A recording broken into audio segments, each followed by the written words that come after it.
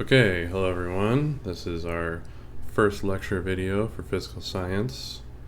Uh, if you don't know who I am, my name is Mr. TR. I'm the other physical science teacher if you have Miss Donaldson. And just a reminder what these things are. These are introductions to new material, so you should not expect to have seen this stuff before. What you need to do while watching this video is take guided notes, or take notes in your guided notes, and answer any questions that pop up either during the video or at the end of the video on Nearpod or whatever service we're using. Okay, and so taking the notes is very important because that's what you'll use to do the practice in the next days, and it's also what you'll be able to use in your exams. So, without further ado, let's just get into our first lecture here. This first lecture is on classifying matter, basically taking all of the stuff that exists in the universe and breaking it down into 4 categories. And you can see them on this little table here. We have on the left pure substances, which can be broken down into elements and compounds. And then on the right we have mixtures, which can be heterogeneous or homogeneous. Okay, that says homogeneous mixtures, which is behind my webcam there. So let's go ahead and talk about that left side first. So these are the pure substances, which can again be broken down into elements and compounds. All right, what you're seeing here is the periodic table of elements, an older version, admittedly. So let's start with elements. This is the beginning of your guided notes here on the left side. Elements, they are a type of pure substance, as we said, and they're characterized by being made of only one type of atom.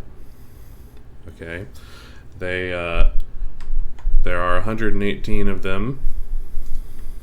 Let me pull up your guided notes here, just to make sure. Okay. There are 118 elements on the periodic table currently. Some of the names have changed over the years, like those UUT, UUP, like these ones down here. They keep getting renamed, but of the 91 of these, usually the ones towards the top of the periodic table, they exist in nature, and 27 are man-made, and most of them are radioactive, and we'll learn about that later in this unit, radioactivity. Most importantly, these are the sort of the purest of pure substances. If you have a sample of, let's say, boron, this B, there's nothing you can do to break that down into something more fundamental than atoms of boron, or at least not as far as the scope of this course is concerned. All of the elements on the periodic table have symbols that sort of fit this mold. So, for example, we just talked about boron. Its symbol is just a capital B and nothing else. All elements are going to be just this capital letter, or something like neon down here. It's going to be a capital letter and then a lowercase letter. Not all of them are going to make sense, like neon or boron. There's, let me find this. This SB, again, uppercase letter, lowercase letter, is antimony. So there's no S or B anywhere in this, but that's just what it's called. A lot of that is due to it being coming from some Latin or Greek word. So those are your elements. That's the periodic table of the elements. We'll focus more on that later in the semester, but it's good to get started with these. So here are some examples that we just went over. This is a neon sign, right? So that was neon. Uh, these are coins that could be made out of copper. Copper is Cu. Or plated with nickel, which is Ni. This is aluminum down here, Al. And why are we showing? Oh, milk has calcium in it. Yes, calcium, Ca. Don't worry too much about the diatomic molecules. Some elements, such as hydrogen, when they're in their sort of normal form, they create diatomic molecules, meaning that there are 2 atoms of hydrogen in every molecule of hydrogen. But we don't have to worry about that right now. Alright, next, on the sort of right side of your guided notes there are compounds. This is the other type of pure substance. These are molecules that contain 2 or more different elements. Okay, so they're made up of elements. They're not made of the same element. An example of this, classic, would be water. Or carbon dioxide is CO2. Okay, so, this O is oxygen, that's an element.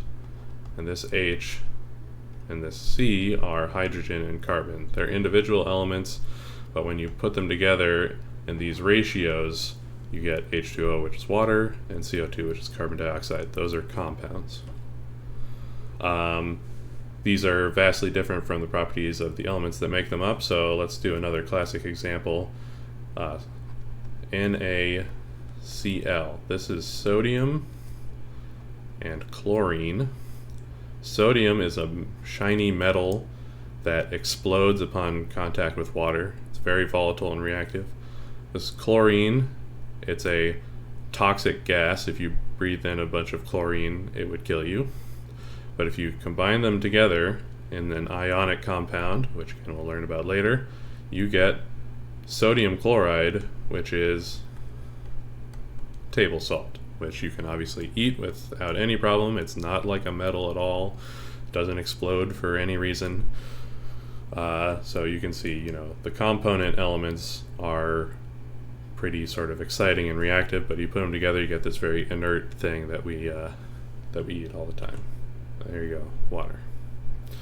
And there's your salt. That's sugar, which contains glucose. And ethanol, which is, well, these are all examples of compounds. These two are all made up of various mixes of hydrogen, carbon, and oxygen. Okay, so when trying to figure out the elements that are in a compound's formula, you look at the subscript. Okay, so what is a subscript? If you remember your math, right? If we have an x, and you're talking about something like x squared, maybe in a polynomial or something, this is a superscript because it is, up above the normal script. A subscript would be something like this, where the script is below it. Okay, so as an example, when we were talking about water, H2O, this is the subscript, this 2. The normal script is the H and the O, that's the subscript. What the 2 does is it gives the number of the atom before it in the compound. So, as an example, this is going to have 2 hydrogen atoms, and if there's no subscript, it's a 1. So there's 1 oxygen in here. Okay, so I'll give another example. This is methane, CH4. So there's a carbon with no subscript down here. This is the same as writing C1H4, which means that there's 1 carbon and 4 hydrogens. Okay. So some practice in here. All right, HCl. Remember, this is only 2 elements because Cl is not a carbon and then something else. It's chlorine because this is a lowercase l. And so this is just 1 hydrogen and 1 chlorine atom. Over here we have sodium phosphate. Okay, this is sodium. There are 3 sodiums. And then this is 1 phosphorus, so there's only 1 here. And then there's 4 oxygens. Okay, these get a little more complicated, all right? You essentially have to, so if we look at this barium hydroxide, this is 1 atom of barium because there's no subscript, but then we have parentheses around this O and the H.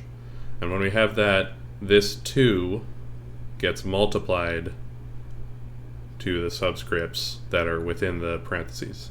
This is like the distributive property if you ever done that, like if you have 2, A, B in math, this equals 2A times 2B. Ugh. This is the same property here. So this is 1 barium, and then we distribute the parentheses here to have 2 oxygen because there's nothing down there, so it's a 1 times this 2. And then we have 2 hydrogens for the same reason. We multiply the 1 down here by the 2 on the outside. Okay, and let's do this final example. I'll leave the ammonium chromate for you to think about yourself. Okay, aluminum, it's not in parentheses, so just look at the subscript. There are 2 aluminum atoms. And then this is in parentheses, so let's look at this S here, that's sulfur. Okay, sulfur, it has no subscript, which means there's a 1, and we multiply it by this 3. Okay, so that 1 times 3 is 3, so there are 3 sulfur. And then lastly, we have oxygen. It does have a subscript, it's a 4, and that also gets multiplied by the 3. Okay, 4 times 3, that is 12 oxygen atoms. All right, and then I'll let you think about this one on your own, but remember to distribute the things outside of the parentheses. That's the main formula here, and there you go, there's your answer.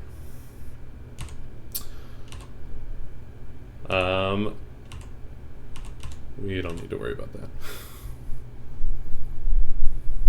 Well, actually, we won't worry about it.